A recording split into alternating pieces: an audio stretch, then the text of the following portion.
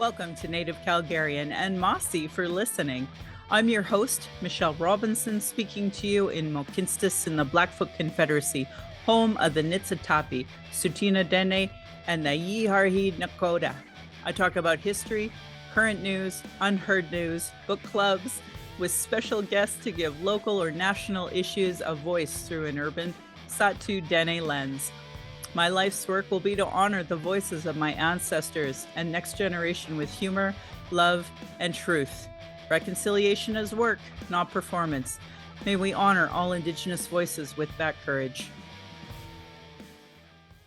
Today is June 12th, 2025. Welcome to Native Calgarian. If you enjoy hearing Indigenous content by this Satu Dene woman, my Patreon account is Native Calgarian, where you can pledge and support.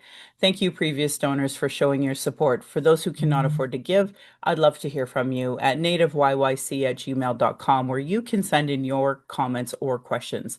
Also, giving a review helps whatever medium you're from. I have a YouTube channel where you can go and subscribe. You can also go to nativecalgarian.com for the latest podcasts.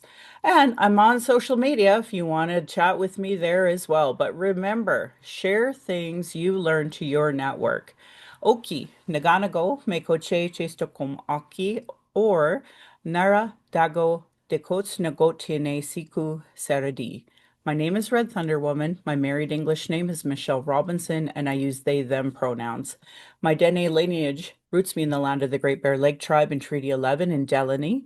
I'm a native to Turtle Island, and my Dene nation is uninvited to this area of Clinchotine Indahe in Satu Dene, meaning Many Big Dog Town, named after the Calgary Stampede. I was born in Calgary or in Blackfoot, Mohkinstsis, as Michelle Elliott, an English name that has afforded me privilege in an English colonial world. Acknowledging proximity to whiteness is important because the darker the skin, the more racism a person experiences in colonial spaces. My late great-grandfather is Milo Bewall from Delaney. His daughter Alice is my now late granny. My mother and I are Northern Slavey Dene or Satu Dene, but my Indian Act Imposed status card by the Canadian government says Yellowknives Dene. Through my father, I am a daughter of the Mayflower and a daughter of the American Revolution. Having a Canadian Indian Act Imposed status card is a colonial construct by Canadian policies meant to divide Indigenous peoples' inherent rights. Indigenous Two-Spirit or the Indigenous 2S LGBTQ community and Indigenous women are at the bottom of the Canadian socioeconomic ladder because of colonial trauma, imposed poverty, racism, gendered violence, and land theft. I am not a social worker nor an elder, nor do I speak on behalf of all Indigenous peoples. I just share my journey as a ADHD Dene mom navigating this ableist, colonial, misogynistic, racist world in 2025. I think of all of this today, and I hope we honor the many Indigenous lives that continue to be lost for this so-called country named Canada. I hope you see your role in the importance of stopping harm, and as a citizen, see your role in reconciliation and as a treaty partner. Land Back is a movement that could save the planet from climate change created by colonialism, but it would be a part of a treaty partnership, meaningful reconciliation, and honoring global initiatives like the United Nations Declaration of the Rights of Indigenous People. As a former geomatics drafter, be happy to teach you more, but you'll have to go to nativecalgaria.com for more. Today I have a wonderful guest. We're going to be talking about some really important issues. Would you like to introduce yourself in your way? Thank you very much, Michelle, and thank you for having me here this morning. My name is Julian Branch. I'm currently living in Regina, Saskatchewan. I was born and raised in Calgary, Treaty 6, I believe, and Regina Treaty 4. I'm here today to talk about an issue that you likely have never heard about and likely never even thought about, and it's connected to clean drinking water. And it's a type of water pipe that was used very widely back in the late 30s, early 40s, 50s, 60s, 70s, 80s, and into the 90s. And it's called asbestos cement water pipe. Before I get going on that, let me just give you a bit of background on myself. I was born and raised in Calgary and educated in Calgary. I was trained as a journalist, and I practiced in that profession for 25 years, most of that as the Saskatchewan correspondent with the Canadian Press. It's the National Wire Service. Following that, I went into strategic communications, and I worked for 3 provincial premiers as director of communications, one here in Saskatchewan and 2 in Manitoba. Uh, that background gave me an idea of how to research, how to break down complex reports, and how to cut through BS. And unfortunately, there's a lot of that on this file as we walk through it today. But that's a bit of a background on me. And just to let you know, from a journalistic standpoint, everything you're going to see this morning, everything you're going to hear is based on fact, not innuendo, not conspiracy theory. I've researched this since 2012 when I first discovered it. And I've been doing it off the side of my plate. And people say, why do you keep doing this? Because when I saw that we were drinking asbestos, it's something you cannot unsee. And that's the simple case. All I'm trying to do is raise awareness of an issue with our water. Now, I know that Indigenous territories right across Canada do not have clean drinking water. And that's an absolute shame in this day and age. What I'm about to show you impacts millions of people around the world, and it's a fundamental human right, clean drinking water. So let's share the screen and we'll get underway if we can.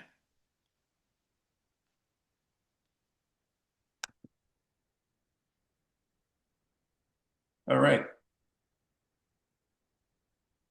My presentation today I like to call tough to swallow because asbestos is difficult to swallow.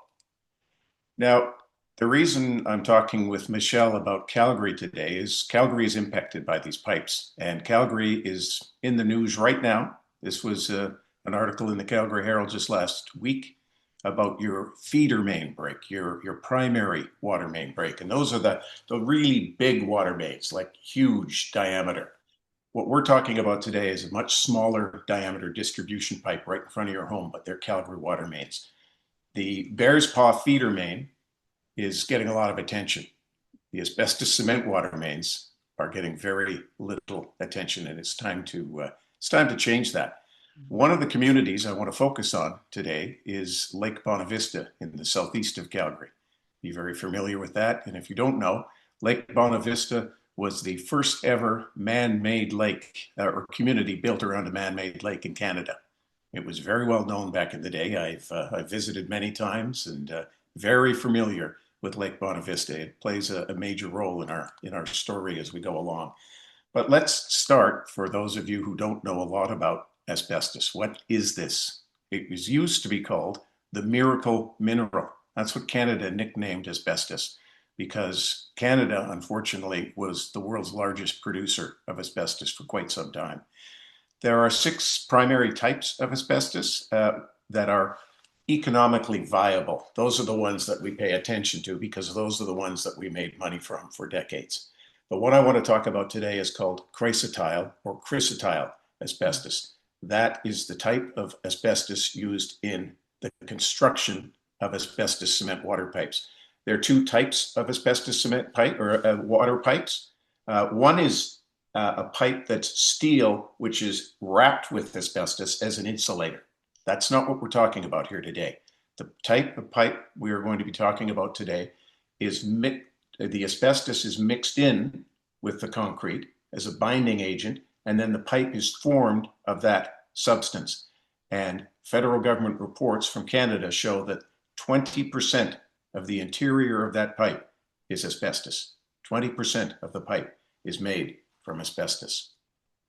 So, again, for those that don't know, asbestos is a class 1 carcinogen. It causes cancer. We've known that for decades. The International Association for Research on Cancer, IARC, class 1 carcinogen. The WHO, the World Health Organization, class 1.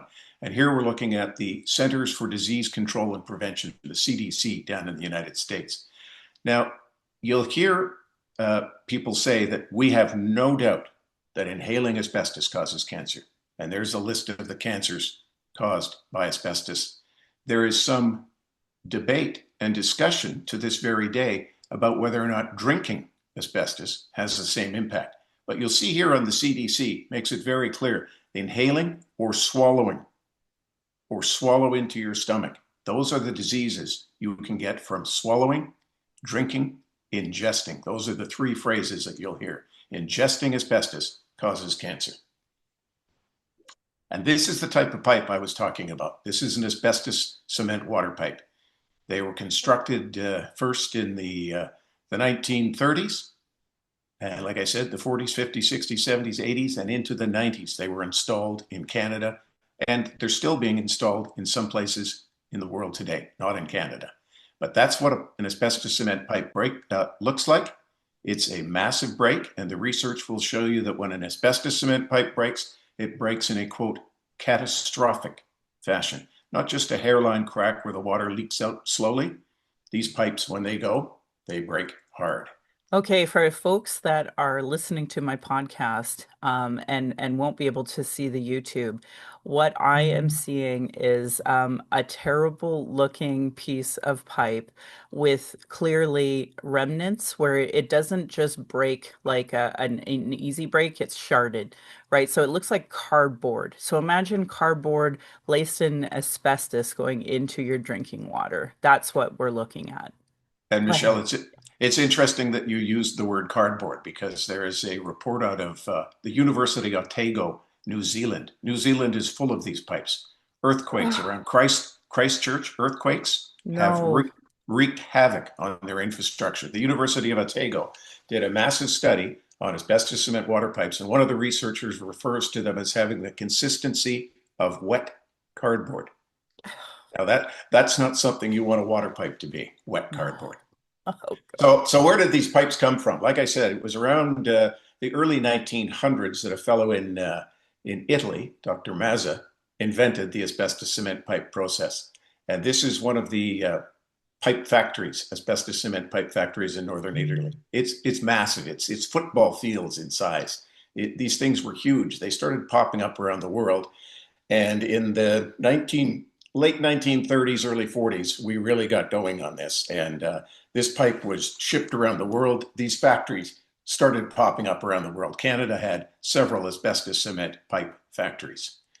And when I say around the world, I'm talking 40,000 kilometers of the pipe in Australia, in New Zealand, all over Asia, all over the Middle East, Europe, the UK, England, 37,000 kilometers. And in the United States of America, they're estimated today to still be in operation 630,000 miles of asbestos cement pipe in America. Oh my And God. that's where this story really gets going. But you can see here, this is Dr. there. The picture there is Dr. Mazza, the inventor of this. I found this in a 1951 British publication, and you'll see there that his pipes, total length equaling 2.5 times the circumference of the world, were already in use, and that was 1948. That's how much asbestos cement pipe is around the world. And keep in mind, back then, they did not know the harmful qualities of asbestos. When they started making and installing these pipes, nobody knew that asbestos causes cancer, but we found out. Now, there's something that you should understand at the outset is Canada's, as I mentioned, Canada's complex connection to asbestos. And this is taken from a 1977 Science Council of Canada report when we were still mining and using asbestos freely. It's the year I graduated from high school. And you'll see there it talks about the 6 types of asbestos. And chrysotile constitutes 95% of the world's production. That's why we're focused on chrysotile. Mm. And Canada produced over 40% of the world's production of chrysotile. That's billions of dollars. That's huge money. And 95% of that was exported. We shipped that around the world. And you'll Oh, see. yeah. So just to tell you, like, so I'm a part of the Liberal Party of Canada and the Alberta Liberals. And Mhm. in my lifetime, like in my recent last 15 years, I still remember us saying, we have to put forward this policy of zero export of and import of asbestos, and it was still controversial. And this is 15 years, still a Mhm. controversy over the production and export import of asbestos. Yeah. So yeah. And it was the Liberal Party in 2018 that banned asbestos. 2018 asbestos use was banned, but when you look at the exact wording of that, it's asbestos and materials that contain asbestos. So I wrote to the government and I said, so that means the pipes that are gone. We don't know how many there are in Canada, but all those old asbestos cement pipes, because they contain asbestos, they'll Yeah. be banned. No, they were exempt from the ban. And if you read the documentation around that I ban, seem to think I know this because that was my like some of the first things I was like, these guys we've put forward a policy, we voted on it, and here's the BS that goes along with it once you're in a position of power. yeah. And when you read the Canada Gazette, the official record of Parliament, you'll see that it was one lone stakeholder from the asbestos cement industry that came forward and asked for some more time to deal with those pipes. And they're exempt from the ban. The Hmm. old pipes in the ground, but and we know where asbestos comes from in Canada, Quebec. Used to be called Asbestos, Quebec. It's now Val de Source, but that's where we had the largest asbestos mine in the world, the Jeffrey mine.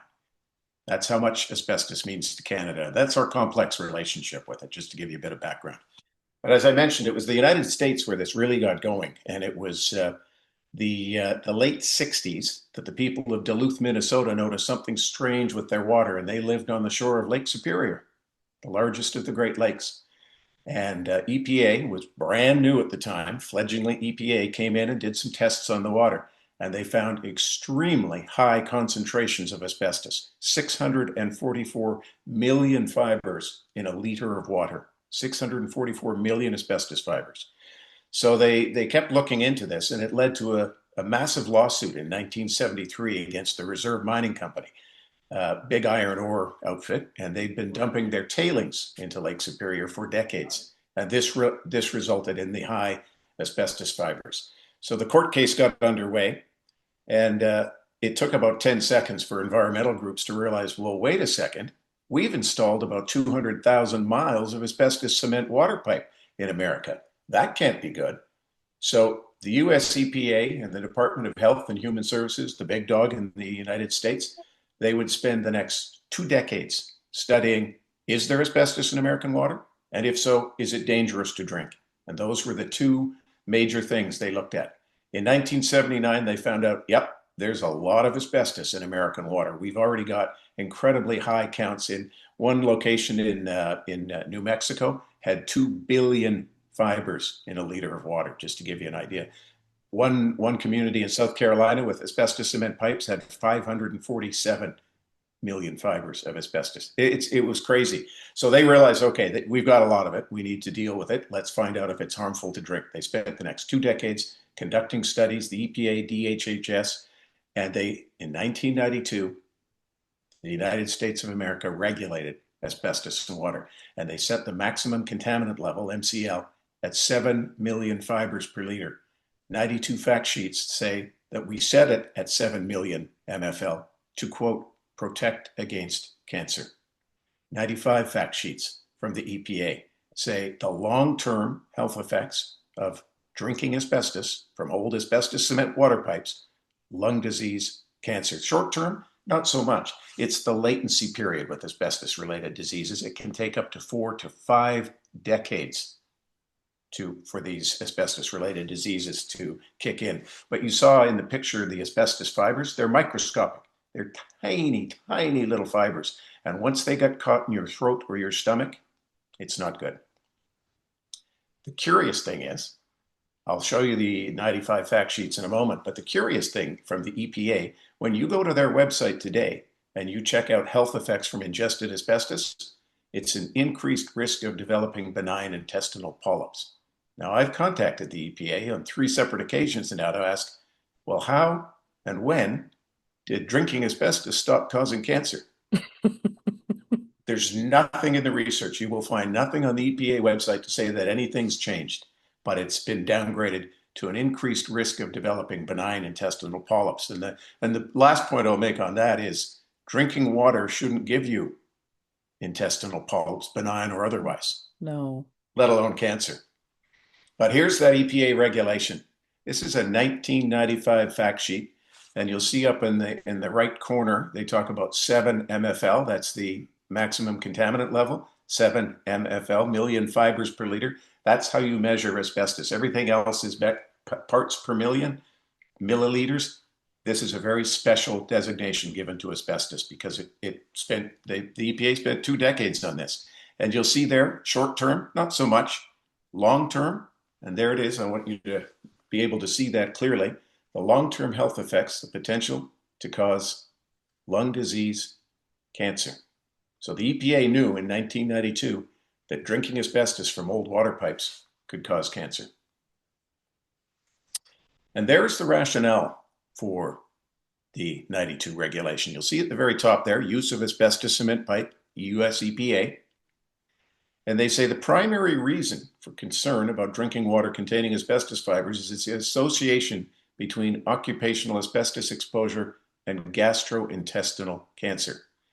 And then it goes on to say that the first thing you do when you breathe in, when you inhale asbestos, is clear your throat. You've just ingested asbestos. That's the EPA rationale. It wasn't so much, looking at the pipes themselves and saying that the asbestos comes off, sheds into the water, leaches into the water. It's the very simple fact of inhaling asbestos.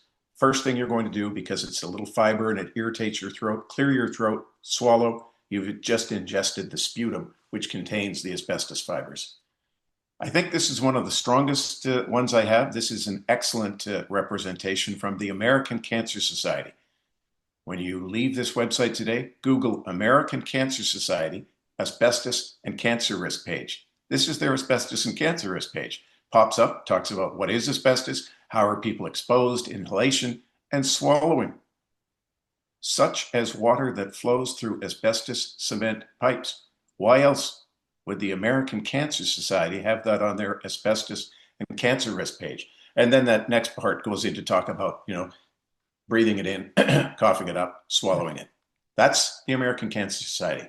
That's why the US EPA regulates asbestos in water to this day. But let's come back to Canada, to Oh my, no. my home of Regina, Saskatchewan. And this is how I discovered this in 2012. I Wow. was working at the University of Regina in communications at the time, and a fellow had asked me to do some work on his mayoral campaign in 2012. There were two issues at that time. It was the new football stadium, which ended up being built, and the cost overrun on the water treatment plant. Well, I started out as an old City Hall reporter in Calgary covering a guy named Ralph Klein in 1983. Who loved asbestos and Oh, was a oh, dirty oh. jerk about it. Let me tell you, folks, Kevin Taft, who was the official party leader for the Liberal Party, he wrote books about all of this and more, of course. But he Mhm. dedicated one of his books to the basically Chinese workers that was tearing down the Holy or one of the hospitals, and it was associated with the Holy Cross as well, where it Mhm. was filled with asbestos, and they died early, prematurely. Nobody talked about it, and it was a huge cover up that nobody seems to care about. So I'm glad you covered Ralph Klein. Yeah. Well, and the thing that covering Ralph Klein taught me to do in my very early career was, we used to have municipal reporters. We had school board reporters back in those days, and I know how to work my way around the civic budget. And the first thing I did, knowing that there was a cost overrun, because I got that sexy assignment on the water treatment plant, was pull out the 2011 Regina water and sewer budget. And that's where I discovered this. Back in those days, the format was a much more robust, shall we say. And they talked about the water main types in Regina. And they said that 50% of the water mains in Regina are made from AC. And I thought, well, what's AC? And they have it broken down in the report later as asbestos cement. And you'll hear a lot of people refer to these pipes as AC. It Hmm. avoids having to say that ugly word. And the Americans, one of the largest producers of asbestos, Johns Manville, back in the day, came up with another name for the pipes, and they just call them transite. They're transite pipes. Well, is there a word missing? Yeah, there's a very important word missing when you just say transite or AC. So I looked into it, and this is a map that the city of Regina produced after several years of me asking, because I said, well, if we're 50%, I'd like to see where they are. Can you show me where those pipes are? And they produced this. This is one of several maps that the city of Regina produced. And this shows the abandoned pipes and the active pipes. The active pipes, the active asbestos cement pipes are outlined in blue. Every blue line you see on that map is an asbestos cement water pipe. And that's from 2021, this map. And Basically, the folks, I got to tell you, I want you to think of a 10-kilometer diameter all around the city of Regina, all of their water pipes. Just that's what it is. Yeah. And an interesting point about that, Michelle, is you'll see on the outskirts of this, there are new communities. The new communities don't have the asbestos cement pipes. It's the older, more low income communities to a certain degree that have these pipes. The red lines on that map are interesting as well. Those are ones that have been abandoned in place because when cutting into anything with asbestos, it's called friable. The fibers become friable. Now you're breathing them in. Now Yeah. it is a health concern. Well, they leave those old pipes in place because they don't want to cut into them. But I'll tell you why that's a problem in just a few minutes. So in 2012, when I discovered this, I went to the government thinking naively that, boy, I've got a real big problem here, and the government will want to know about this and they'll want to clean it up. Well, the very first person I approached was my local city councilor, and I showed her what research I'd done at the time, which was enough to be concerned, not alarmed, but concerned. And she looked at me. She looked at it for about 30 minutes. We talked, and then she looked me dead in the eye and she said, "Jake, you have to stop this. You're going to scare people." Well, I'm not trying to scare anyone. I'm trying to raise awareness about this issue, which is what you'd think a municipal official would want to do. But that's the kind of reaction I got from government right from the start, and all three, any level of government. So I went to the media because I was an old journalist. I was out of the game at the time and I was into communication. So I went to my friends in the media. They asked some questions, and the fellow with the magnificent mustache you're looking at is a fellow by the name of Sam Ferris. And this story is from 2012. And Sam Ferris had at that time, for decades, been the man at the provincial government level in Saskatchewan in charge of water. He was our representative on the Federal Provincial Territorial Drinking Water Committee. And they're the ones that set the standards. And you'll see there that Sam said, well, there has been some study about coming out of the US that has looked at a linkage between asbestos in drinking water and some benign forms of cancer of the stomach, said Sam. But I haven't really had the time to look at that and can't really comment on the veracity of that report. Well, in 2012, water had been regulated in America since 1992, and the studies that supported that regulation were done in the decades previous. So Sam had plenty of time to check the veracity of that US study, and there are volumes of US studies. And that's when I knew something funny is going on here. But he told me about the US studies, so I started researching those, and that's how I know about the US EPA studies that support that regulation. And Wow. that was the very first bit of misinformation that I encountered on And these we issues. should also just point out too, Mhm. so this was in 2012 you started doing that research? That's correct. So in 2012, like we were just really getting online and being able to access things that we weren't able to before. It literally meant trips to a city to go through archives, to go through city archives, to go through library archives. And so it just a very different time that it wasn't that easy to research up until that moment. So I have a great deal of respect to how hard that would have been at that time. So thank Yeah. you. Yeah, no, it was fascinating, and you're absolutely right. And that's it amazed me as somebody who'd been doing this for years how simple it suddenly became. So I got quite involved off the side of my desk doing this. It's funny. I refer to this as my hobby. My wife calls it my obsession.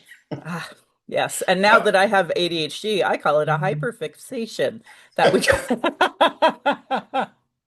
go ahead. Yeah. so the bottom line is that Regina, Saskatchewan has 600 kilometers of asbestos cement water pipe in the distribution system. So much so that in 2003, the provincial government, the municipality of Regina, the federal government, the university, the NRC, the National Research Council, which is the federal arm of the government. It's our scientific research arm of the federal government. They got together and created a $34 million research facility in Regina, Saskatchewan. And here's something interesting. When that was opened in 2003, I attended that news conference. It was a big deal. Ralph Goodale was there for the Liberal Party.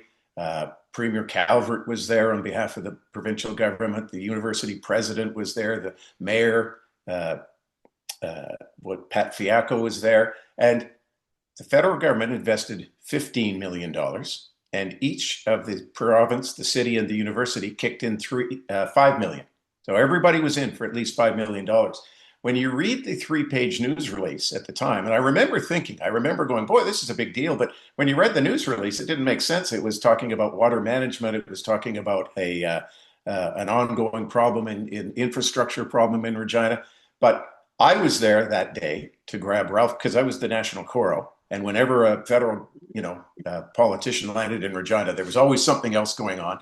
That day it was the wheat board. So I ran over and got my clip from Ralph Goodale at the wheat board, looked at the news release and thought, yawn, $30 million water infrastructure, nothing here. But nobody knew about the pipes back in 2003. Well, some of us didn't, but the government did. And they knew they had a big problem with asbestos cement pipes right across Canada, and they needed to study them. And this National Research Council, which eventually cost $34 million, put out 10 very detailed, very specific studies on asbestos cement water pipes. And they referred to the fibers in the water in those reports as a health concern, quote unquote, a health concern. The studies say the pipes have reached the end of their lives. The asbestos is leaching into the water. It's not a matter of if, but when those pipes fail, and the asbestos will leach into the water. And the problem is that the breakage appears to be exacerbated by hot, dry weather, especially in the case of Regina. And I'll just stop here for a second and explain that there are two main methods of the fibers leaching into the water. One is the aggressive nature of the water going through the pipe. It deteriorates from the inside out. The other is the aggressive nature of the soil on the outside of the pipe. And here in Regina, we have gumbo. It's clay soil.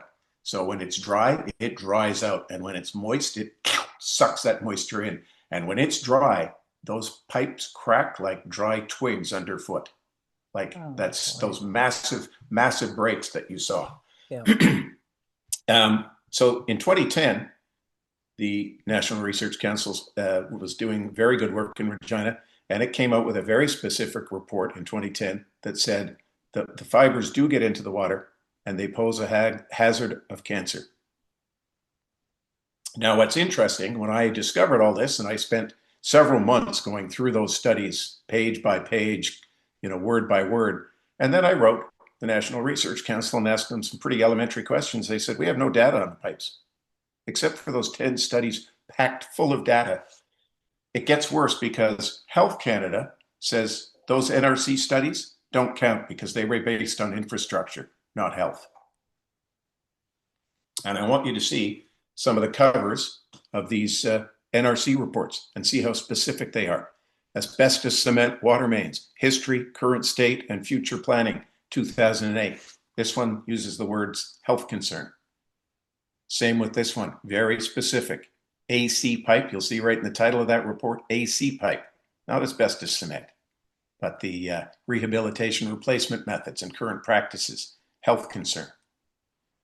This is a good one, 2010, safety and waste management of asbestos cement pipes. You saw the map with the abandoned pipes. This report that the city of Regina paid $5 million for says, don't abandon those old pipes in place because now you've got a future toxic waste problem. You don't know where they are. You could build a new neighborhood or a school on that, and you're releasing asbestos fibers if you dig in. God. I know it's hard to believe. But it's not only because I've seen how Canada does nuclear waste, Mm-hmm. how like waste of everything, tar sands, tailpipes, or tailings ponds. Like we see it everywhere. We do this industry and then we create this toxic extra and we don't know what to do with it. And we never put the research as to what we should do with that extra nuclear waste, or what we should do with this asbestos pipe, what we should do with the tailings ponds. Like we don't do that second step that clearly needs to be done. It's always assumed at the time it will be done, it will get done, but we don't do it. And you know what this is? This is kicking the can down the road. This is 4-year election cycles. Yes. That's what's happening here. Nobody wants to have to deal with this. I've been in journalism and politics and communications for 40 years plus. Yeah. I have never seen an issue that scares politicians like this one. People say, well, why don't people do something about this? It's the cost of replacing these pipes and the liability attached to it. Think about that asbestos from the 1977 Science Council, 95% of this stuff was exported around the world. If Canada now says, ooh, we've got a problem, yeah, we've got a big problem. This is the biggest report that came out of that research center: bacteriological challenges to asbestos cement water distribution pipelines. This is the one that says cancer. I'm not a medical expert, but if you read that top of page 2, severely deteriorated AC pipes also released asbestos fiber into the drinking water and could pose a hazard of malignant tumors of the gastrointestinal tract and other organs in consumers. That's cancer. Yeah. That's a very scientific way of saying if you drink the asbestos fibers that leach into, the water, you may get cancer.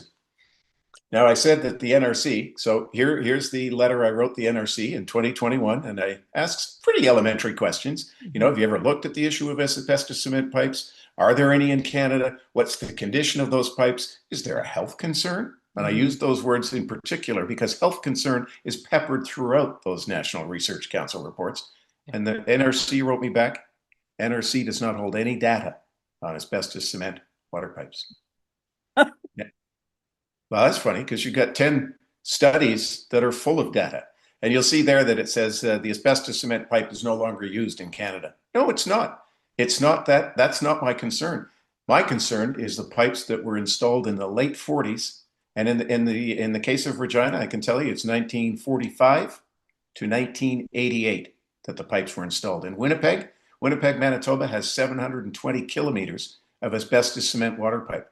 They were installed in Winnipeg into the 1990s. And a very fascinating quick sidebar story on Winnipeg. It's one of the most impacted cities. In 1977, when Health Canada, it was Health and Welfare Canada back in the day. 1977 did a survey on how much asbestos is in Canadian water. And Bay Verte, Newfoundland was the big winner there. They had 1.8 billion fibers per liter in a liter of water, 1.8 billion fibers of asbestos in a liter of water in Bay Verte, Newfoundland. And literally off the MFL chart. But they looked at Winnipeg. Winnipeg had concentrations as high as 6.5 million in 1977. And that's barely below the current EPA standard. It became a big issue in Winnipeg. Stories were written about it. Politicians got involved. Everybody was freaking out about asbestos in Winnipeg water. They hired a private consultant. He did a study and said, yep, by 1983, the figure was up to 12.3 million fibers per liter. That doubled. And they took it very seriously. They said, you've got to test your water at 10 locations once a year. You've got to take this very seriously. We've got to get rid of that pipe. Well, an election came and went, and another election came and went, and people forgot about the asbestos in the water. And when I started asking questions, the city of Winnipeg held a committee in 2022, and they had a verbal report from the water director, and the water director said, we stopped testing in 1995 because we didn't find any asbestos in Winnipeg water, so we stopped testing. Winnipeg hasn't tested its water since 1995, and one of the council members asked, well, what were the readings before you stopped testing? Because it went from 6.5 to 12.3. What was the reading? And he said the highest reading we had before we stopped testing in 1995 was 19 million fibers per liter. Now, there's something interesting that you should know about the EPA standard. 7 million fibers per liter, that's over 10 microns. Anything under 10 microns, apparently it's okay to drink. Now, I've talked with several experts who will say no. Yeah. Size doesn't matter in this case. Asbestos is asbestos, and once it's in your body, it's like smoke from a cigarette. Well, I was internally laughing at the 7 million figure because I'm like, this is industry's way to try to say, no, it's okay for you to have some of it when it's never okay to have any of it. That's right. That's right. And I can tell you the reason this is becoming more of a concern, and this isn't scientific by any imagination, but it's indicative of what's happening out there. 5 years ago, I set up a Google alert for asbestos cement pipes. First year, nothing. Second year, got a couple of hits around the world. I am now getting those Google alerts on a daily basis. On a daily basis. The pipes have outlived their usefulness. Yep. They've reached the end of their lifespan. They're breaking in record numbers around the world. I'll Yep. give you an indication. South Africa, if you Google asbestos cement pipes in South Africa, you'll see they're having a water crisis in South Africa. They're not worried about getting cancer from drinking. They have no water. They're old asbestos. They have so many asbestos cement pipes, and they're in such disrepair that South Africa has a water crisis right now. Wow. But back to Health Canada for a second. Yep. So I read those NRC studies, an arm of the federal government, and I wrote to Health Canada and I said, you guys don't regulate asbestos in water. You say there's no consistent, convincing evidence that drinking it is harmful. Yet your friends over at the NRC say you can get cancer from it. And you can see there that they wrote back and said, those NRC studies don't count. They were based on infrastructure, not healthcare. Well, surely somebody from the National Research Council would have walked across the hall to the Health Canada and said, hey, there's something we think you should know. We've just spent the last 7 years and we think this stuff's causing cancer. But apparently nobody did that, Michelle, And because, I'm not surprised because that's colonialism is divide and separate. And it's like very clear in this department, but if you're not sharing that information over in this department, then it doesn't matter to that department. It's incredible how we get away with this, not just here. I mean, like, the entire British Commonwealth. So well, and I can tell you, just a few months ago, I was on a call with 3 senior officials from Health Canada, and I asked them that very question. I'm still yep. baffled by that point of view. And one of the fellows from the Department of Health told me when I explained this to him, he said, it's a big country and there are different opinions. C'est la vie. Now I'm from Western Canada. I don't understand a lot of French, but I understand c'est la vie. I just cannot believe that attitude. Yeah, I So know. It's what you're looking ridiculous. at here is the Health Canada guidelines for drinking water quality. And you'll see there for the parameter, asbestos, it says 1985 and 2005. I'll explain that in a moment. But it says the maximum acceptable contaminant level, none required. No regulation required. And you'll see the next says common sources of asbestos in water, the decay of asbestos cement pipes. So Health Canada knows how asbestos is getting into the water. And that last one is the important one. There are no adverse health effects from exposure through drinking water. No evidence. Now, Health Canada used to say for decades, Health Canada said there's no consistent, convincing evidence that ingested asbestos is harmful. Now they just say there's no evidence. Well, there's a lot of evidence. I've already shown you the evidence from the United States. And the most disturbing thing for me is we know where it's coming from. It's the decay of asbestos cement pipes. We know how it's getting in the water, but it's not regulated. 1989 is when Health Canada made that determination. When Brian Mulroney was Prime Minister, when my son was born, he's 35, almost 36 years of age. That's how long ago that was made. Health Canada has reviewed that in 2005, 2013, 18, and they are currently reviewing it right now as we speak. What Health Canada does is look at evidence that's been out there for decades and says, no change here. So now we arrive at Calgary. Here we are, Calgary. This is the first indication, because I've always been curious throughout my research in this area about my old hometown. Does Calgary have any of these pipes? Well, Yeah. turns out you do. Yeah. And this is from a 2001 American Water Works Association. And you'll see there the quote is, our brief flirtation with AC down in the south end of the city in the early 70s. That's when Lake Bonavista was being built. Well, the report was authored by a fellow by the name of Roy Brander, who was for decades, the senior infrastructure engineer at the city of Calgary.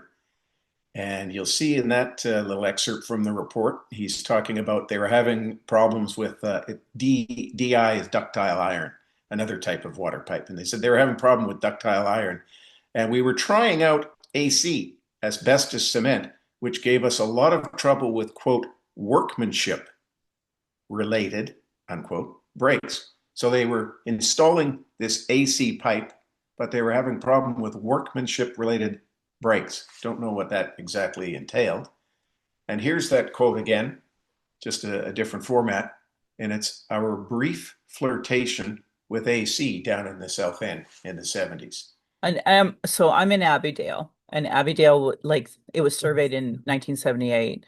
Yeah. So this was built, about 1979.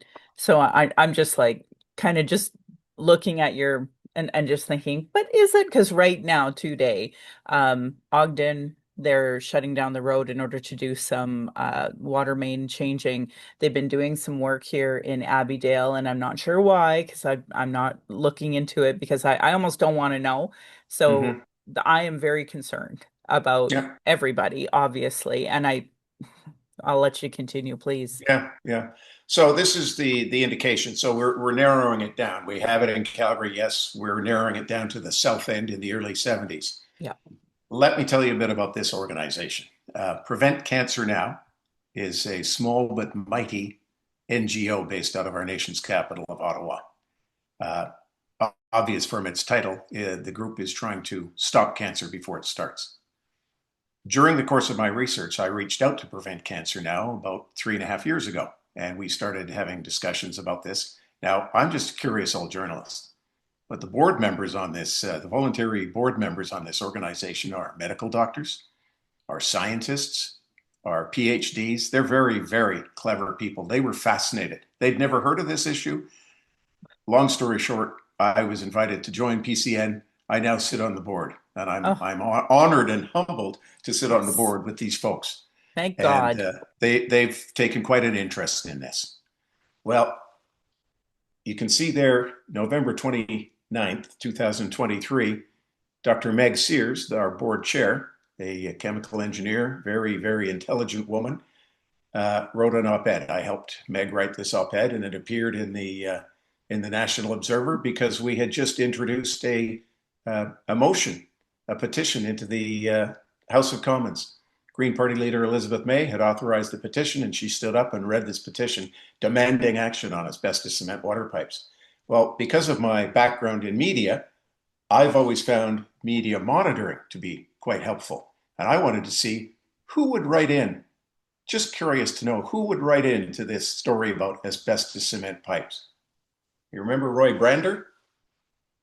Roy Brander was a senior infrastructure engineer for the city of Calgary.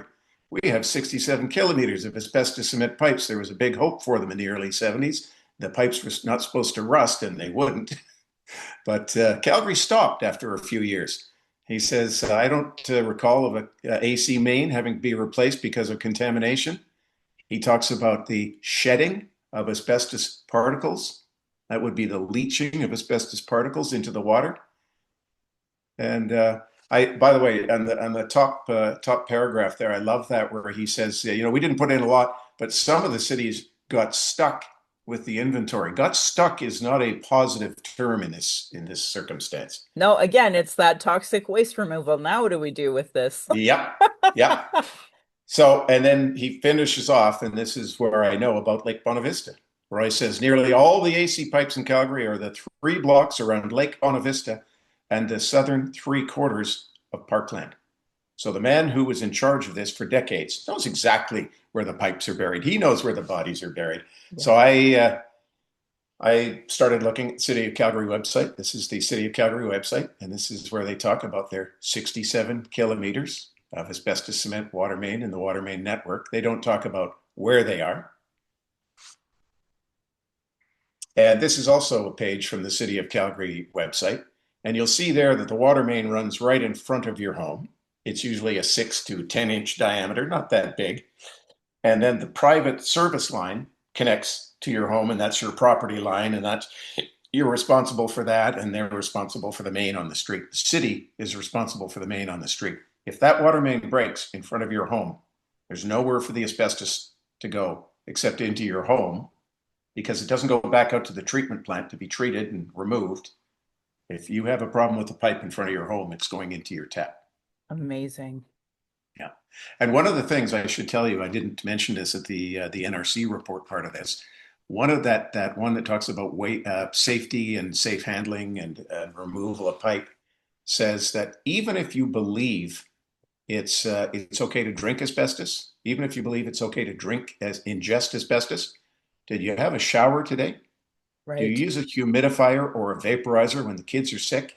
Because now that water's turning into air and you're breathing it in, and we know what breathing asbestos does. Amazing. Yeah. So the one's NRC study I didn't show you is the very first one that research facility came up with, and you'll see there it was the Center for Sustainable Infrastructure Research, National Research Council, Regina, Saskatchewan. And the very first sentence in that study says approximately two-thirds of the water mains in Regina are asbestos cement pipes. These pipes are experiencing more and more failures in recent years and account for almost all of the water main breaks in the city.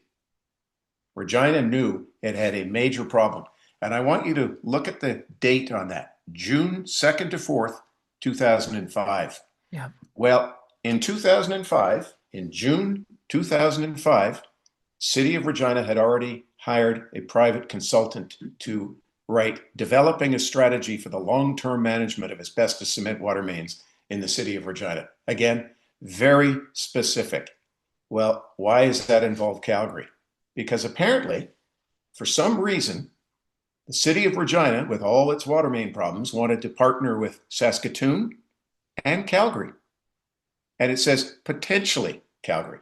But it says a meeting was held the week of June 27th, 2005, to further pursue the potential for cooperative effort between these cities. Well, you can't have a cooperative effort between cities if you're not talking to them. You have to be talking to the city to have a cooperative effort. Yeah. And another meeting is currently being planned for late August, early September, where we're going to work on the budget schedule. That's pretty detailed. You can't do something with the city of Calgary without talking to them. Yet, when I contacted the city of Calgary a couple of weeks ago to ask about that VMAX report and ask about phase two of the VMAX report, the city of Calgary media relations people got back to me and said, "We have no idea what you're talking about. We have no idea who VMAX is. Never heard of them. Never heard about this." So it seemed odd to me. What seems very odd to me is the response from that media relations department. A couple of months ago, I reached out to the city of Calgary and said, "So, Peter Demong, you're in charge of Lake Bonavista, Mr. Councillor Demong. What can you tell me about this?" Well, I spent several weeks going back and forth with Peter Demong's assistant, never did speak with Peter himself. And the assistant finally put me on to the media relations department of the city of Calgary. And I wanted to know three main things about Lake Bonavista. How many breaks have you had? Was the water tested? And were residents notified? Because that's why I'm raising awareness about this. Knowledge is power. If you Yes. have information and you know you've got an asbestos cement water pipe, what do you do? Do you get a good filtration system? Do you get bottled water? Or do you potentially drink asbestos? Well, you can see in the red response from the City of Calgary media relations folks that there have been breaks in Lake Bonavista. There were two main breaks in Lake Bonavista from 2022 involving asbestos cement pipes. The City of Calgary does not test or notify residents when there's a main break on asbestos cement pipe. And it's the exact same here in Regina. It's the exact same pretty much right across Canada. Well, and probably globally at the end of the day. Like this is a policy that has to be implemented that, as you know, is not a popular policy, so therefore it doesn't get implemented and it doesn't get discussed. So it's probably not just a national issue, but also a global issue. Just yesterday, just yesterday, I told you about those Google alerts I get. I got a Google alert from Minot, North Dakota. And Hmm. Minot is replacing its old asbestos cement pipes. I contacted the author of the story at the local newspaper. And yesterday she wrote another story, follow-up story, saying, yeah, not a big concern down here in Minot. Asbestos is regulated in the United States of America. Those regulations only require testing once every 9 years, Oh my God. once a decade. So you could test tomorrow, and if the pipe breaks the day after tomorrow and asbestos leaches into the water for 9 years, well, so be it. Some of the tests coming out of the United States of America, where they do test a lot because it's regulated, Brockway, Pennsylvania. They've got a lot of asbestos cement pipes, and the water test shows from 2022 that the fiber count was 1.3 billion Oh, fibers in a liter of water. oh my God. Yeah. So anyway, City of Calgary says nope. we've got the pipes, we've got the breaks. We do not test, we do not notify. That's wrong. That needs to change. One other interesting aspect of Calgary before we get away from that is asbestos cement pipes aren't the only thing that they used asbestos for. They used asbestos cement gaskets for joining the pipes. And I've been in touch with somebody in Calgary who's told me that, yeah, we have asbestos gaskets. So I said, okay, well, did you have asbestos gaskets on the Bear's Paw feeder main? And you can see the response. During repairs to the Bear's Paw South feeder main, we encountered gaskets containing asbestos once during a valve replacement. Workers were all fine and everything was good there. There's no public report. You know what? And this is why aren't the unions pushing to keep their city workers safer? Like this makes me so angry because we as Canadians always assume the best of our elected officials. We always assume the best of our governments. We always assume the best of our unions. And this is like one of those things that everybody collectively is like, this is really bad, so let's just be really quiet about it and just keep it quiet. And I cannot understand how there's not one person in the city, not one union person that's just like, really getting at them. And thankfully, God, thank you for doing this. Well, I hope that changes. I hope that changes in the near future, Michelle. But I can tell you throughout the course of my research, I said politicians, unions are the same. Labor has Yeah. been absolutely mute on this. And I'll just give you two examples. Here in Saskatchewan, I spoke with the former head of CUPE. We had a really good conversation on the phone for an hour. She was outraged. She was going to look into this. I've never heard from her again. I spoke with the president, the current president of the Saskatchewan Federation of Labor. I met with her. She Yeah. was outraged. She was going to look into it, get back to me. I've never heard from her again. But the most disconcerting of all is a fellow by the name of Hassan Youssef. And Mr. Youssef is a Canadian senator. We reached out to Prevent Cancer Now, reached out to a couple of senators 2 years ago, and Senator Youssef wrote back. And he said, I know all about asbestos. I'm the former head of the Canadian Labour Congress. I'm the head of the most powerful union in the country. And I know all about this. I was involved in the 2018 ban on asbestos, and I want to meet with you. So we had a Zoom meeting. We spoke for an hour. Senator Youssef was very understanding. He said he wanted to put on his thinking cap and get back to his fellow senators and see what they could do about this. He asked me for my ideas, and I said, you know what you need to do? Hold a Senate committee hearing where you call people under oath and we get to the bottom of this because something horrible has happened here. And he Yes. said, let me look into this. That was November 2023. Despite repeated efforts to try and get in touch with the senator, we have never heard from him again. That was the Okay. most. I think there are a few senators that would push him and push this. If Only, you know and one, I'd love to. Yep. I'm gonna give you some names after.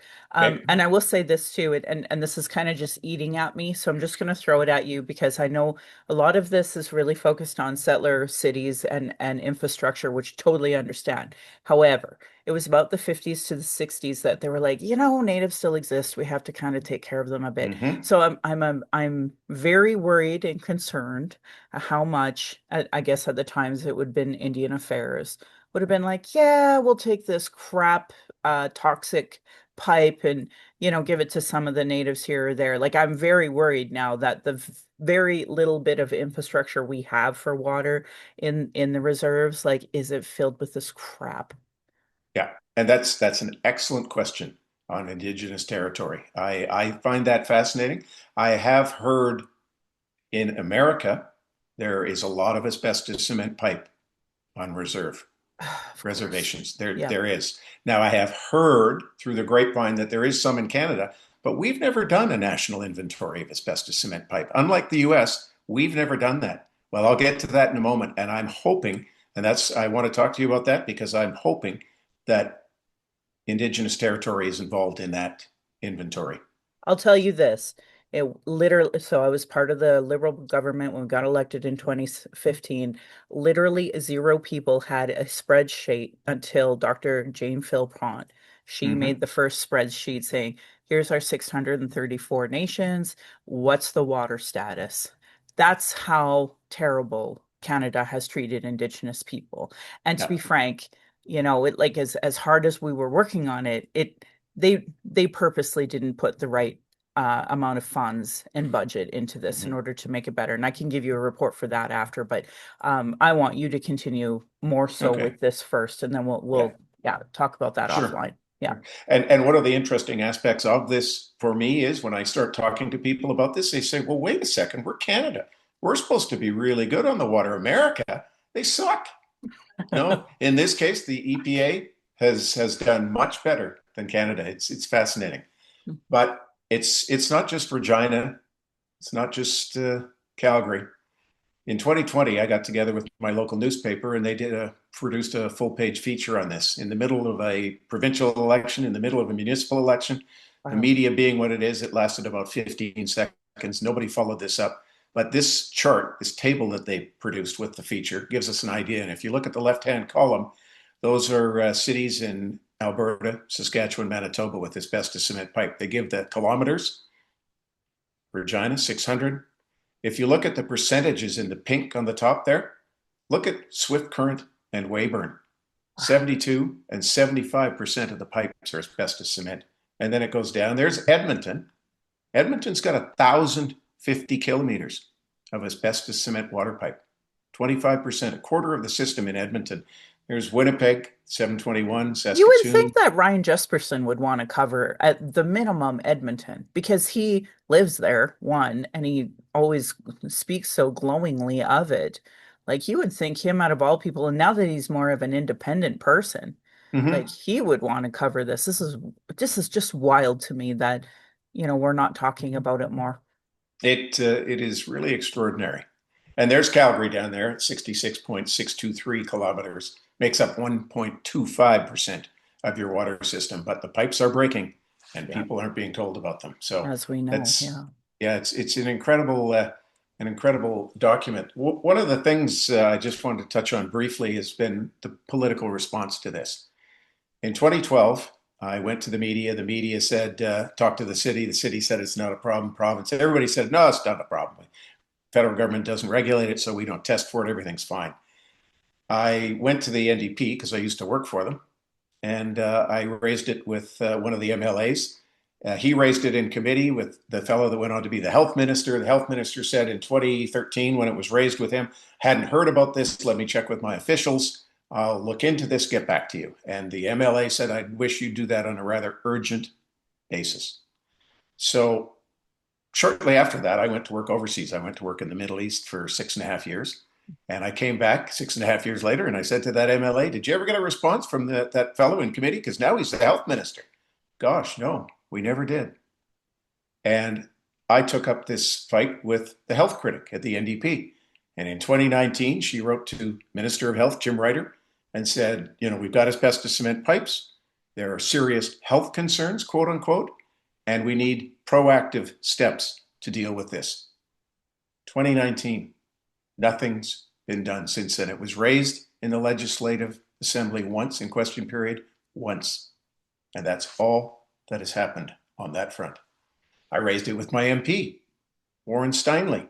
I met with Mr. Steinley twice, 21, 22, once at his invitation at his office. We sat, we looked at the research, and he said, this is a huge concern. I'm going to go down to Ottawa. I'm going to ask some tough questions. And a couple of months later, I hadn't heard anything. So I wrote Mr. Steinley, and this was his response in 2022 in August. And he said that he'd had some conversations with conservative colleagues and raised the issue in meetings where appropriate. And he was going to commit to work with his next leader, who was Pierre Poilievre at the time, and his leadership team to determine our position on this issue. Now, I've written back to Mr. Steinley to say, so what were those meetings and conversations you had, and what's your position? This is the last email I received from Warren Steinley. And I'll just quick sidebar here because I think this is fascinating. In 2017, I wrote to Andrew Scheer because Mr. Scheer is a Regina MP. Yeah. He and his family live here part time, so I thought he'd be concerned. In 2017, Andrew Scheer wrote me back and said, no, those pipes are a municipal concern. And that's what the feds say. Those are water pipes are a municipal concern. They're a responsibility of the city. And he said he was going to check with Ed Fest, his climate change critic. And Ed wrote me back and said, yep, municipal concern. I don't know why the climate change critic would worry about asbestos cement pipes, but anyway, they wrote me back. Fast forward to this past November, and I know it's happening in the city of Calgary where your municipal elections are blurring the line between federal and provincial politics now, and Yeah. everybody's either, right or left. Well, it happened in Regina, and one of the candidates running was in my ward, Oh, good. and he claimed not to be a conservative, no buy-in from the Conservative Party, totally independent. But in early November, he showed up on my doorstep with none other than Andrew Scheer, because I'd been meeting with my ward councillor to be and expressing my concerns about this. So he brought Andrew Scheer to my door, and I invited them in. He came in with Tom Lukiski, and he explained who I was and my concern about the pipes. And Andrew Scheer said, I've been in Parliament a long time. I've never heard about this issue. I said, Mr. Scheer, I'll correct you just briefly. You have. You heard about it in 2017 from me, and you wrote me back to say it's a municipal concern. Andrew Scheer told me in the next 5 minutes, no fewer than 4 times, that he was willing to re-engage on this issue. This is very concerning, what I've heard here today. I want to re-engage. So I sent him the research. I resent him all the research that very day, and I got a notification from his office saying they'd received it. And that November day is the last time I ever heard from Andrew Scheer. We mentioned senators. I've raised this with Pamela Wallin, Saskatchewan senator, with Marty Klein, Saskatchewan senator, with Chuck Adler, Winnipeg's. I don't even hear back from them. The amazing thing to me is I don't even get a confirmation email saying, thanks for your response. Now go away. What a shame. What? And Chuck's been a lot on Ryan's podcast as well. Yeah, So yeah, that's just a real shame because I mean, like, and I'm thinking of Leah Gazin. She's just going to lose her nut over it, I think, because and she's an NDPer. So, yeah. she No, needs I've us. written. Everybody you're mentioning, I've written. I've written. Yeah. I'm on Twitter or X or whatever the kids call it these Yeah, days. yeah. But I've reached out to Leah on X several occasions. I've reached out to everybody I can think of. Nobody wants to talk about this. Think about it for a second. These pipes are out of sight, out of mind. The problems may not show up for decades. I just want to get through my 4-year term. That's what this is about. And And this is what I like to. hypocritically, I'll be like, oh my God, Terry Fox, yeah, cure for cancer, yeah, yeah, yeah. When we know this is the problem, like one of the many. Yeah, yeah. It's the classic case of you can pay me now, you can fix the pipes and replace them now, or you can pay me later. Gosh. It's very sad. But what we have here is I like to refer to this as a circular conundrum. Yeah. So the federal government says there's no evidence that drinking asbestos causes harm, so we won't regulate it. And the provinces say, well, the federal government doesn't regulate it, and the pipes are municipal responsibility. And the municipalities say, well, the federal government says it's okay to drink asbestos, so we don't test, and the consumer doesn't know. And that's the problem we have with this issue in my mind. So what has Prevent Cancer Now done since I joined in 3 years ago? We initiated an environmental petition with the Office of the Federal Auditor, and pretty much a waste of time, really. But that's how we got the response from Health Canada. They have to respond. They have to respond on the record. And we asked the question, how is it that Health Canada says there's no evidence, but the National Research Council says there is? Yep. And that's where we got that. We initiated a parliamentary petition calling on for action on asbestos cement pipes. That's the one that Elizabeth May authorized. And here's the interesting part of that. 3.5 years ago, I discovered that the federal government was conducting a inventory of infrastructure. So I wrote to Dominic LeBlanc, the then minister, and said, hey, that's great. Are asbestos cement pipes involved in that? Mr. LeBlanc's office wrote me back and said, no, they're not, Mr. Branch, but if you care to contact the cities and the provinces, feel free. Well, I'm a private citizen. I'm not going to conduct the national inventory of asbestos cement pipes. I said, that's not good. So I worked with my friends at PCN. We initiated the parliamentary petition, and much to my surprise, the federal government wrote back and they said, yes, we will include asbestos cement water pipes on that. And they are currently gathering that data for me, and I'll explain more on that in just a few minutes. We have archived the 10 NRC studies. If you go to the Prevent Cancer Now website, you will find those 10 NRC studies in their totality. I think I encourage anybody to read through those reports, because this is your federal government looking into this issue, saying it's a health concern and it causes cancer. Just a year ago, I was in June for a Parliament Hill News Conference. with Elizabeth May on this issue. We stood in front of national journalists. Not one national media outlet wrote a story about it because it was the Foreign Interference Day on Parliament Hill. That's all they wanted to talk about to Elizabeth, and not one story on it. We've updated the PCN website to provide a great deal of information about drinking asbestos, and I like to produce webinars and do this sort of thing and reach out for public awareness. There I am on Parliament Hill last year talking to a room full of journalists who didn't care. Damn. This is an interesting one. A year ago last March, I attended a conference in San Diego, California, and it was a national meeting. I was invited to present my research at a national meeting of asbestos abatement experts and occupational health and safety professionals. And it was an interesting presentation because during the course of my research, I thought, well, wouldn't it be interesting if San Diego had some asbestos cement water pipes? Well, Michelle, it turns out they do. Turns out San Diego has almost 2,000 miles Oh no. of asbestos cement water pipes. So while I was down there, I contacted ABC 10 News and spoke with their investigative reporter. He spent the next 9 months on the story and produced a two-part series on asbestos cement water pipes. And the city of San Diego will tell you that, oh no, we have a lot of pipes, we have some breaks, but we don't have any asbestos in the water. And I just want to read you the paragraph from the story that appeared. The city of San Diego maintains the tap water is safe. However, the Public Utilities Department admits it does not sample water for testing after it has passed through asbestos cement pipes where it would become contaminated. Well, it turns out it's quite easy not to find asbestos if you don't really look for it. Right. City of San Diego tests at the reservoir. Test after it goes through the pipes. Test at an asbestos cement water pipe break. What an absolute farce. And that's where the story stopped in San Diego. Nobody picked up on that angle. Well, here's why it's interesting for you folks in Calgary. You remember when you were having your problems with your feeder main? Yeah. Well, guess who gave you advice and shipped you the pipe replacements? It was the city of San Diego. Now, we don't mention anything about asbestos cement pipes, but with that big old feeder main, San Diego was certainly helpful. Well, in Regina, Saskatchewan, we had 600 kilometers of asbestos cement water pipe. So between 2010 and 2022, city records show that there were 2,477 asbestos cement water main breaks in the city of Regina. Almost 2,500 water main breaks in one type of material in a 12-year period.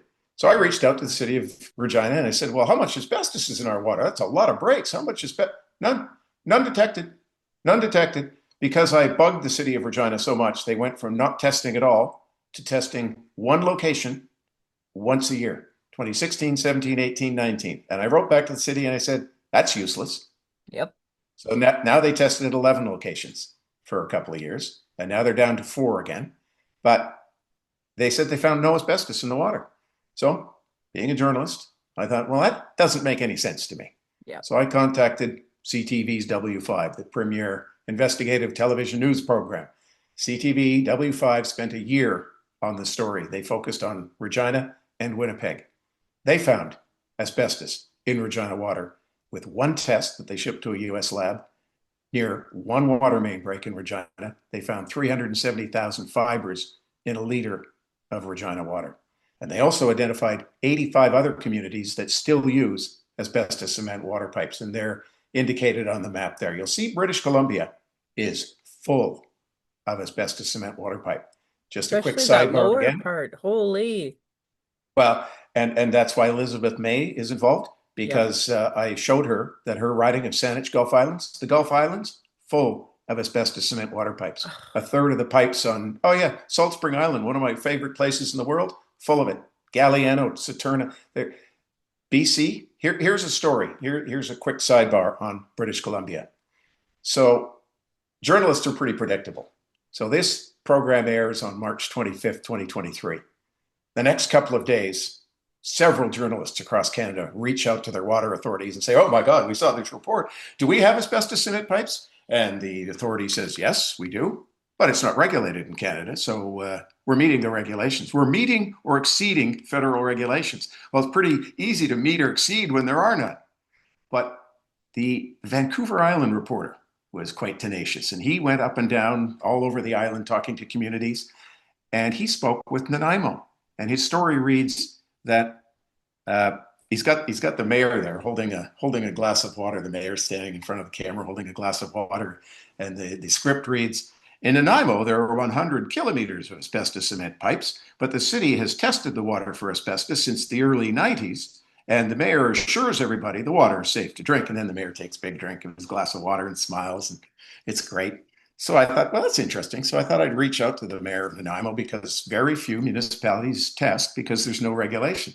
Yep. And I interviewed the mayor a couple of months later, and he told me, yes, we test our water annually for asbestos, and there's none in the water, and it's fine to drink. We got some of the best water in the world. And I said, well, how many tests did you do? Oh, I don't know anything about the details of the tests. You'd have to talk to my water manager, Bill Sims, and he gave me Bill's information, and I reached out later that day. Didn't hear from Bill, but the very next day, I got a call from the director of communications Uh-huh. at the city of Nanaimo, who was calling. Trish Webb called me to say that the mayor was mistaken. They hadn't tested since the early 90s, the 2000s they tested. I said, oh, okay. So if you tested in 2000s, we're now at 2023. How can you assure people there's no asbestos in the water? Because I've looked at your city documents now. I was getting ready for Bill Sims, and I've looked at your city documents. And in 2013, you had a report on the city of Nanaimo saying the asbestos cement pipes are breaking. They're the main type of break in our water main. And in 2022, you have another document that says, yep, we've got a lot of asbestos cement pipe breaks. So if you have, and I started asking her questions, and she got frustrated and she hung up. She called me, the director of communications, and hung up on me. Now, I've been a director of communications, and I know that's the last thing you ever want to do if somebody's interviewing you, because I told them I was interviewing for a freelance piece I was doing. She hung up on me. Well, I've since obtained FOI material from the city of Nanaimo that shows the city of Nanaimo did test for asbestos in water once at one location in 2007. It's been 2 decades since the city of Nanaimo, but the mayor, a former NDP provincial cabinet minister and a Sure. smart lawyer, is on the record as telling people they test the water for asbestos. No, they don't.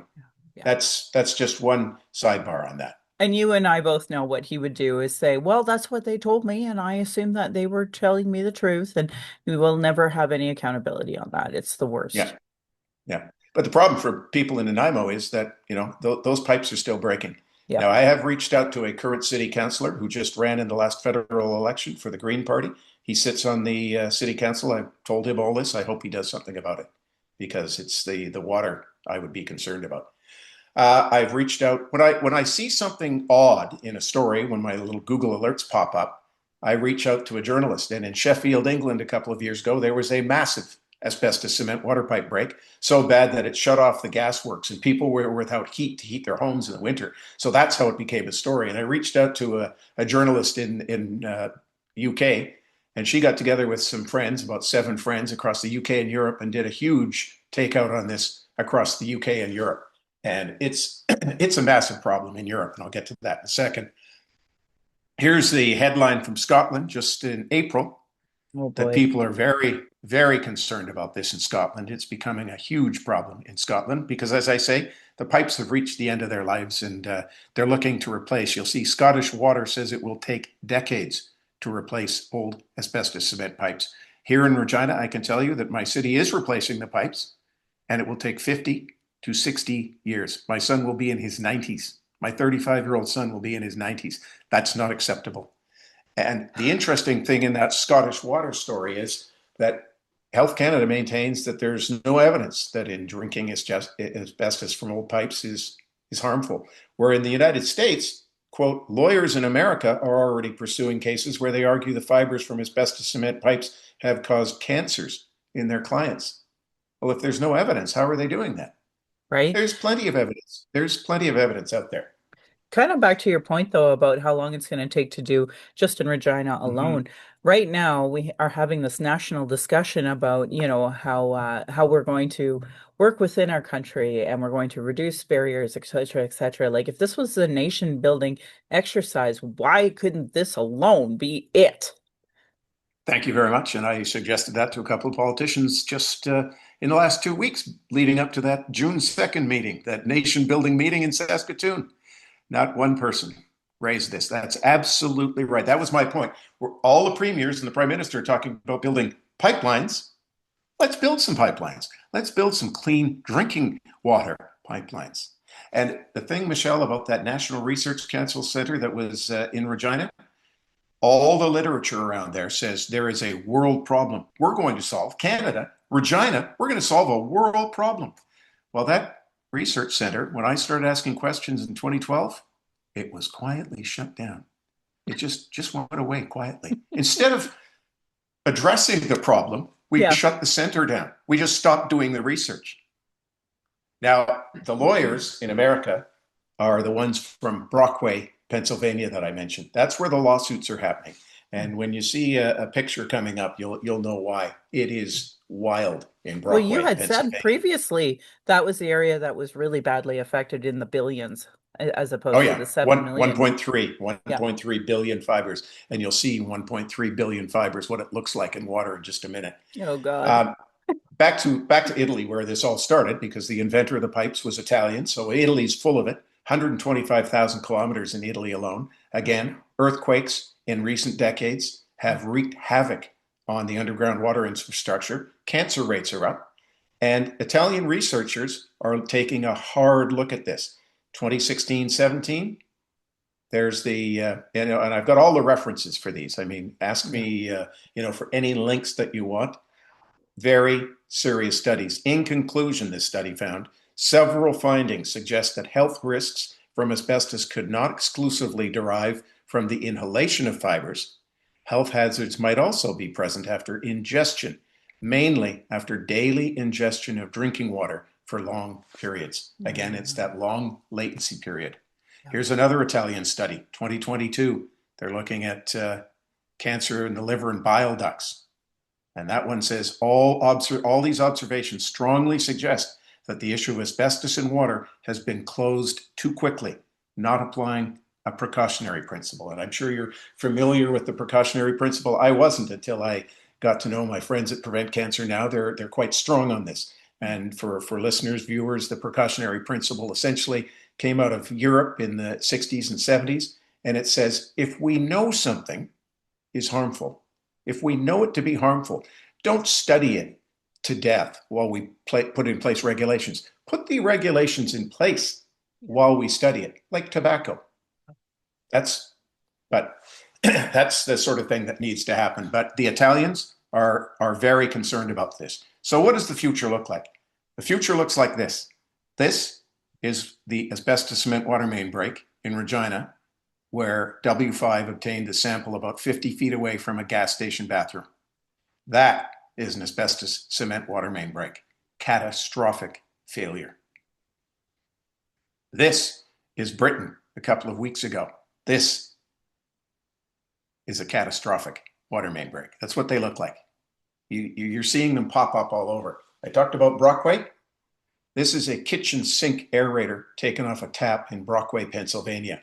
That gray sludge you're looking at is asbestos. Oh my The God. W, yeah, the W5 episode, and I encourage people to go to YouTube and seek out W5 something in the water. 20 minutes. It's a great little piece. And it interviews people from Woodstock, New York, the site of the music festival. And in the 1980s, people were turning on their showers in Woodstock, New York, and a gray sludge was falling on their shoulders. It was asbestos. Their asbestos cement pipes were in such a state of disrepair that this is the sort of thing they were seeing. They rallied together. They demanded change from their local politicians. All the asbestos cement water pipes in Woodstock, New York were replaced. That's what people have to do. The interview with the gal from Woodstock is fabulous. She said, I just cannot believe that Canadians are not taking this issue more seriously. Mm. The future could also look like this. This is Qualicum Beach, BC, October 12th of last year. They're replacing their asbestos cement pipes. When people make a noise, they will do what you want them to. This is Nelson, BC. They're replacing asbestos cement pipes. And you mentioned outside workers and CUPE and labor. You'll see the people in that ditch there digging up an asbestos cement pipe. no masks, no proper PPE. That was the second part of the San Diego story. When they dug into this story, pardon the pun, Mhm. they found that the workers were not properly protected. And that's another huge concern. That was my concern with the gaskets in Calgary. I Yep. am told that the city workers did not have proper protection. They did not have the proper protection. I know they didn't. It So, was terrible. a couple of important milestones as we get close to wrapping up here. I asked Dominic LeBlanc. He said no. We filed a petition. They said yes, we will, and they included in the petition. They included in their response what the question was going to be. What's the total length in kilometers of asbestos cement pipe as of December 31st, 2022? Very clear. Hmm. And they wrote back to us and said that the results will be out in late 2024. So I gave them a bit of time. And in early 2025, I wrote to StatsCan and said, hey, can I get those results on the national inventory? And they wrote me back and said, question? No, we didn't have a question on asbestos cement pipes in our survey. I said, no, it's right here. Here's your question. And I sent them their own survey. And then they wrote back and said, oh, that question. Yes, well, the results will be out on June 24th. So on June 24th, we should know from StatsCan and Infrastructure Canada how much asbestos cement water pipe is in Canada. And like I say, I hope that Indigenous territories are included on that. And we need to find out, if they're not, we need to find out a way to find out how much asbestos cement pipe is on Indigenous land, because that's a huge part of Canada. Yeah. The other important thing that's happening, I mentioned the Health Canada is currently reviewing once again. Now, they've already issued a report. It's a weird system that Health Canada has. They've done a big review. They've hired outside consultants, and they've come back and said, nope, still see no evidence that ingested asbestos is harmful. But now the public has a chance to weigh in on this. Well, I've been waiting for a year and a half for the public participation. I was told it was going to be in early 2024, in mid 2024, in late 2024, and now it's anticipated in 2025. That's what I'm told. The public part, but you've already made up your mind, and then the public can weigh in, and you'll determine. Here's something very interesting, Michelle, and I don't have this as part of my report, but it's another sidebar. Um, Health Canada gets its language on this right out of the World Health Organization. The World Health Organization has for years maintained there's no consistent, convincing evidence that ingested asbestos is harmful. That's their language. They put out studies on this every 4 years. Asbestos in drinking water, it's very clear what it's all about. In 1992, the report was 9 pages long, didn't mention asbestos cement pipes. The last update on this was December 2021 from the World Health Organization. Same result, no consistent, convincing evidence, yada, yada.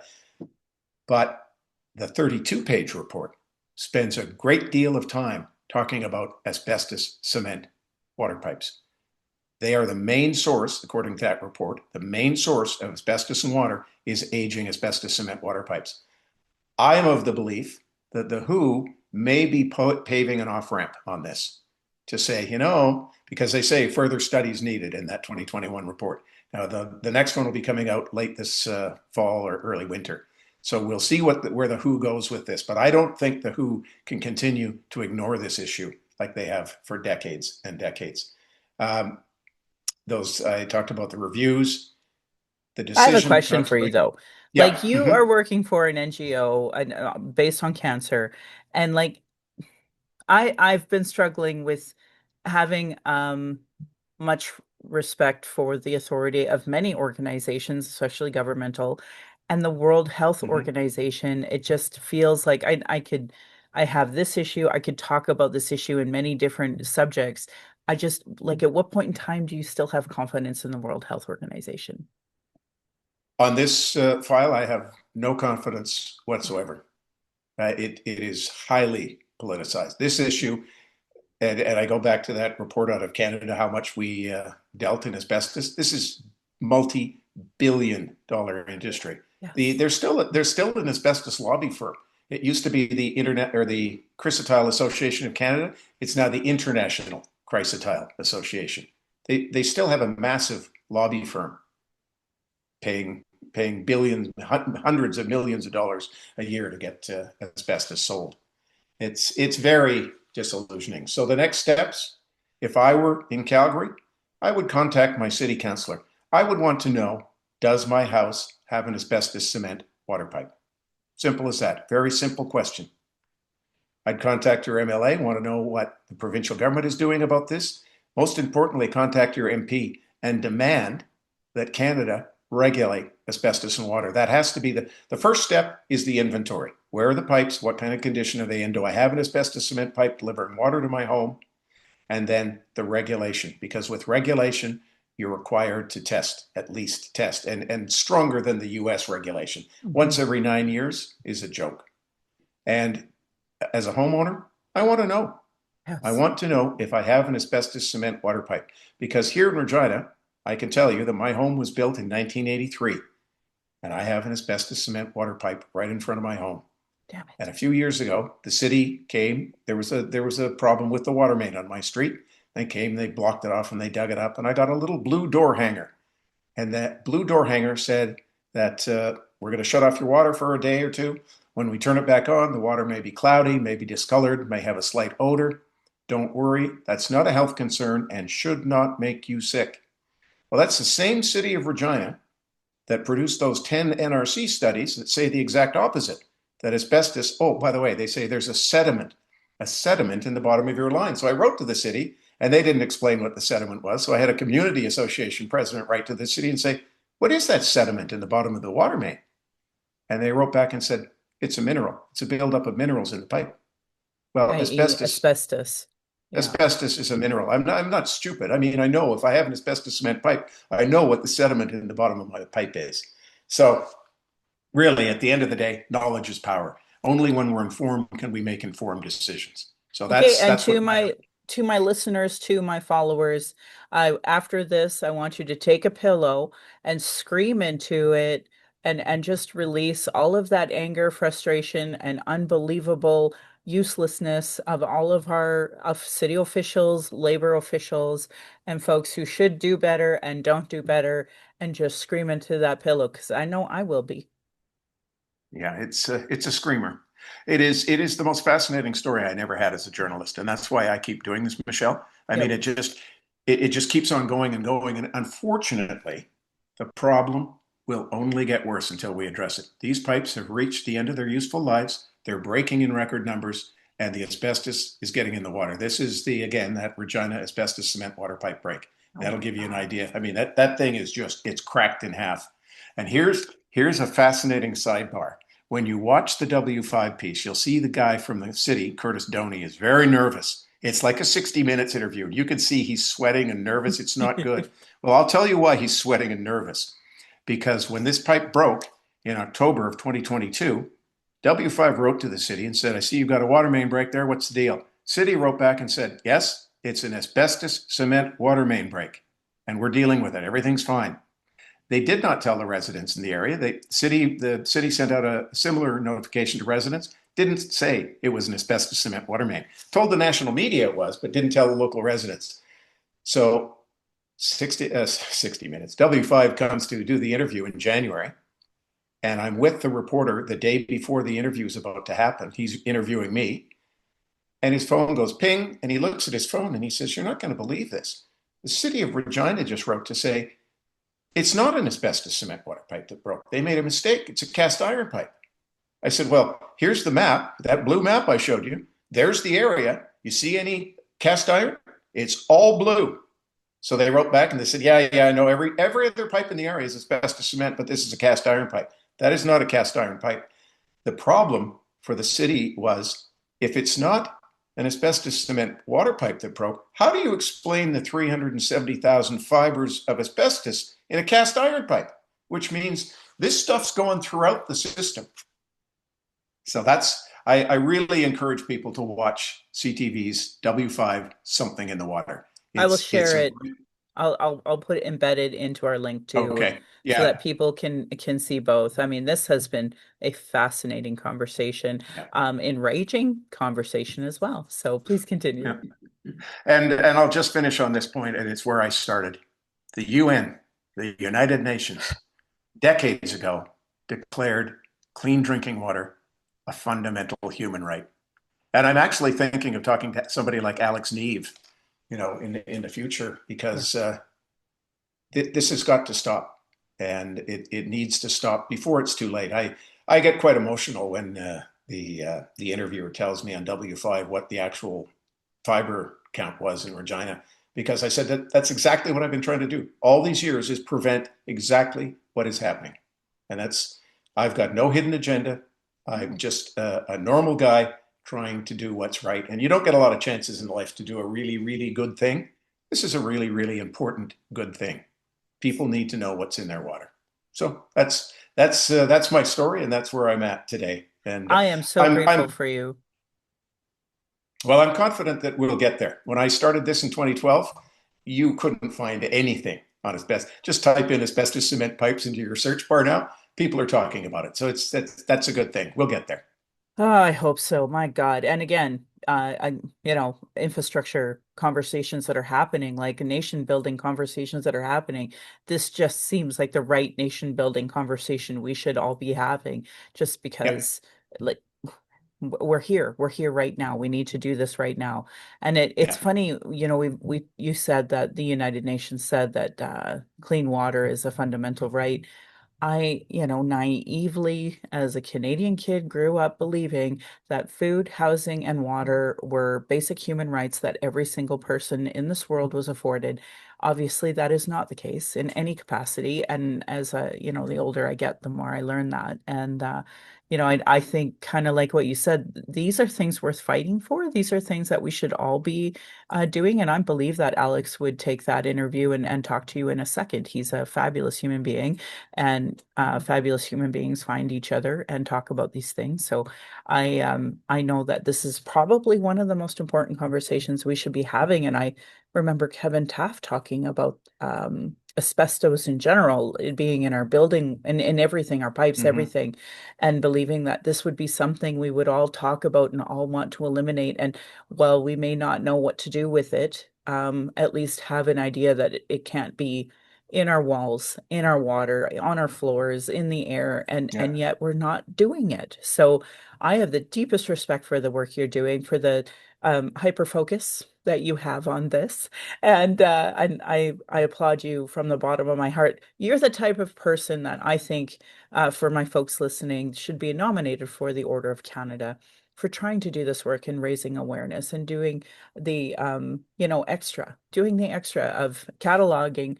This was the last time I spoke to this person about this issue. What happened? Hmm. And going back and doing the follow-up. I mean, even myself, I don't have capacity, and I wish I did. I have a million things I want to talk to a million people about, and it's just Yeah. I don't have capacity. So I appreciate you doing this work for not just my kids, but for everyone's kids.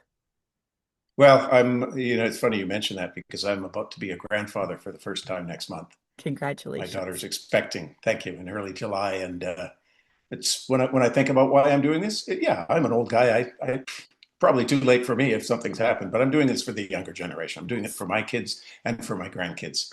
And my pitch to any politician who might see this is you didn't create this problem. No. This was done decades before we knew it was a problem. But now that you know about it, what are you going to do about it? I Yes. can't unsee it, and I hope somebody else can't unsee it either. I wish we could all unsee it and it go away just because we can't see it, but I don't believe this is a pray away type of situation. So thank you so much for all of this information. I am so blown away by it. So I appreciate you coming on and talking about this. Thank you. My pleasure. What an honor and a pleasure to have him come on our show and talk about this issue. So, you've heard a few action items. Please consider sharing this podcast along with it to talk about these issues. To me, I remember in the Alberta Liberal Party finding out about this and federally finding out about this, but not enough gets done. I don't know why people don't care about this issue, but they should. I do want to say as well for folks who listen, the Reconciliation Action Group is a group that I've been trying to get people to do actual work when it comes to Indigenous issues. We have our book club. We had a wonderful book club with the memories of Miss Chief Eagle Testicle of Kent Monkman, because this is still in June, in Pride Month and Indigenous Awareness Month. Our next book is Tanya Talaga, The Knowing. So if you want to join us, please just go to my links and sign up for the Zoom link, and you can come join our book club as well. And I want to give a shout out for November's Arc of the Medicine Line by Tony Rees, because everybody's talking about the border between Canada and the US. Masi Cho to my ancestors, to my granny, my mom, of what strength looks like through your examples. I want to thank my father for teaching me to be proud and blunt, my stepmom for showing me what a proud culture is through her Austrian family and roots, stepping up and teaching me to be a proud Calgarian. It is through her I'm a second generation proud Calgarian.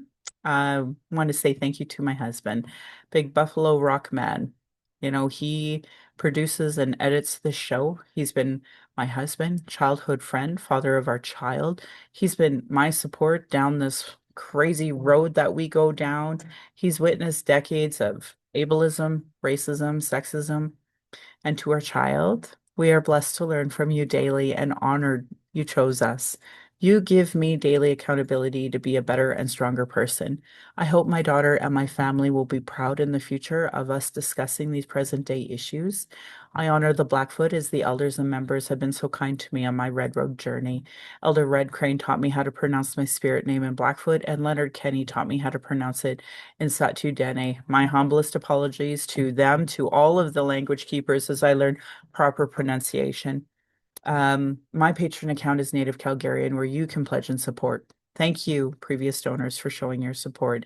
If you value listening or watching and can afford to give, thank you. For those who cannot afford to give, I would love to hear from you at nativeyyc@gmail.com, where you can send in your comments or questions. I also have a YouTube channel that you can go and subscribe, and you can go to nativecalgarian.com for the latest podcasts if you missed them on your streaming service. And of course, I share tons of stuff on social media.